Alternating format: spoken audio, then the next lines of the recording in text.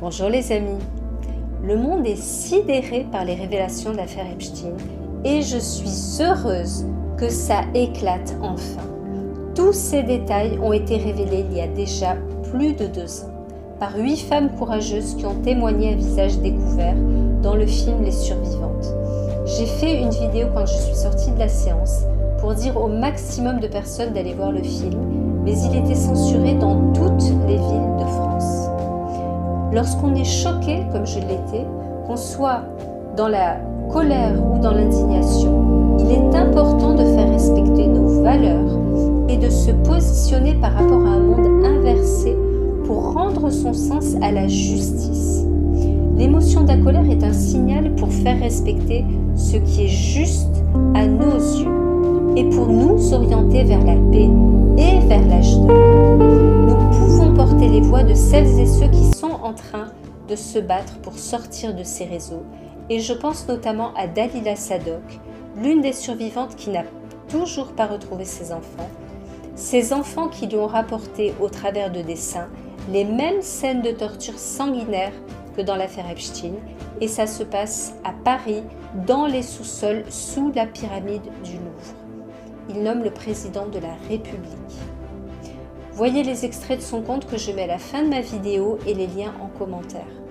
Dalila vient de donner le nom de 8 juges PEDO pendant son procès, et elle a dû partir se réfugier à l'étranger car elle écope de 1 an de prison ferme pour atteinte à la vie privée des juges. Elle a fait appel, mais tout est sous silence. Pourtant, l'affaire est aussi énorme que celle d'Epstein, puisqu'elle met concrètement et directement en cause la justice française et pas n'importe quel homme politique. Je ne l'aurais pas su si j'étais pas tombée sur un commentaire de Dalila sur TikTok qui informait de son départ précipité. Tout le script de cette gouvernance doit changer pour transmuter vers l'âge d'or. Faites passer l'information s'il vous plaît pour aider Dalila et surtout pour mettre fin au vrai fléau qu'elle dénonce. Republiez et surtout faites vos propres vidéos. Arrêtez d'avoir peur. Réalignez-vous. Affirmez-vous. Nous sommes le monde. Nous sommes l'âge d'or.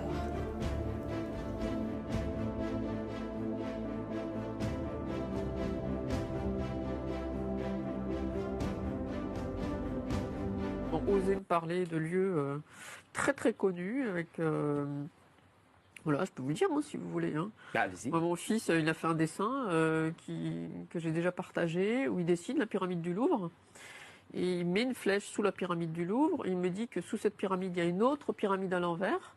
Il n'y a jamais été hein, officiellement. Donc j'ai dit en effet oui il y a bien une autre pyramide. Il me dit bah voilà là tu vois il y a des morts et il a écrit mort. Il m'avait demandé de lui écrire mort à un autre endroit, il a recopié. Et je dis, mais attends, il me dit, oui, là-dessous, il y a des sous-sols. Et moi, j'ai vu Emmanuel Macron. Je dis, pardon, Emmanuel Macron, mais c'est qui Emmanuel Macron? D'où tu connais Emmanuel Macron? Il me dit, bah, c'est le président de la République, maman. Donc, voilà, et il m'a dit que là, il y avait des morts, il y avait des rituels. Vous connaissez tous Jack Lang, l'ex-ministre de la Culture française et l'actuel président de l'Institut du monde arabe. Il a plusieurs affaires de pédocriminalité sur son dos. Il n'a pas été condamné. Voilà, c'est le système qui protège les pédocriminels. Il a été retrouvé par la police en plein acte de sodomie. Il était en train de sodomiser un enfant et cet enfant avait la tête dans un seau de merde. Désolé pour le terme, c'est l'horreur. Et en fait, la France, c'était au Maroc, et la France a demandé son envoi en France, et voilà, après, il n'a pas été jugé, voilà. Il a continué sa vie. Il y avait plusieurs affaires aussi en France, et il est impliqué dans plusieurs affaires de réseaux pédocriminels et tout.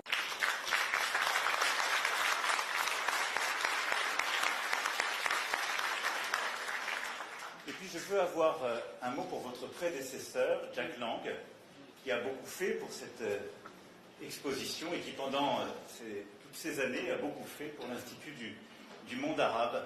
Et je pense qu'il est juste qu'hommage lui soit rendu pour son engagement à la tête de cet institut. Il y a aussi des souterrains, donc tu nous parlais de tunnels. On en parlait cet après-midi. Je vais montrer encore 2 ou 3 dessins, notamment celui-là de ton fils. Voilà. Tu peux nous le décrire? Oui, alors je ne sais pas si c'est celui-là qui est sous la pyramide du Louvre ou l'autre, parce que là, tu vois, il dessine les patatoïdes toujours, c'est toujours une vue du dessus des fameux tunnels, des grottes en fait, hein, qu'ils ont sous terre. Et dans celle-là, il a mis de l'eau. Et on voit qu'il a aussi mis des échelles pour sortir de ces trucs-là, hein, enfin de ces souterrains. Et il met des flèches pour montrer justement qu'il y a des enfants qui sortent. Et les enfants, on voit leur destination. Donc ils sont sur des chaises. Et ensuite, ils sont explosés de sang. C'est-à-dire qu'on les, sur les parties intimes, hein, on les explose de sang. Après, on les met dans des. D'autres, on leur a coupé la tête et on a récupéré la tête qu'on a mis en suspension au plafond, hein. Donc ça, il me les a fait les uns derrière les autres en disant voilà, c'est des têtes, hein, d'enfants morts suspendus au plafond, comme ça. Alors j'étais choquée, je dis mais attends, je comprends pas. Des enfants morts. Il dit oui, et puis il y a des couronnes. D'accord. Donc il faut rester zen pour pas le bloquer dans son élan et lui permettre de continuer à parler. Mais en même temps, il faut ravaler toute la violence de ses propos et de son dessin, parce qu'il décrivait ses dessins. Et puis on voit voilà des parties où ils sont écorchés, on voit des têtes qui manquent, des bras qui manquent. Enfin, c'est ahurissant quand même, hein. Et ça, je l'ai montré aussi à Chantal Frey et à Anneke Lucas, qui m'ont dit, alors Anneke, elle s'est sentie mal, parce que ça lui a rappelé ce qu'elle avait vécu. Et Chantal m'a dit, écoute, moi, ces dessins, je les ai faits, j'avais plus de 30 ans. Elle m'a dit, toi, ton fils, il te les fait à 5 ans, parce que là, il avait que 5 ans. Et elle me dit, mais c'est exactement ce que j'ai vécu. Alors, elle reconnaissait tout, c'est elle qui m'a décrit les choses. Donc, je vois que ce qu'elle a vécu, ce qu'elle décrit dans le film, on se dit, ah, super, c'était quand elles étaient petites. Mais non, moi, je vous confirme que c'est toujours aujourd'hui, à l'heure actuelle, sous la pyramide du Louvre, ça, c'est toujours en cours. Et là, si aujourd'hui, Emmanuel Macron, il fait des gros, méga fiestas, hein, comme c'est là en cours, là, aujourd'hui, Ouais, ce soir, aujourd'hui. voilà, parlez, hein, c'est exactement ce qui se passe, hein.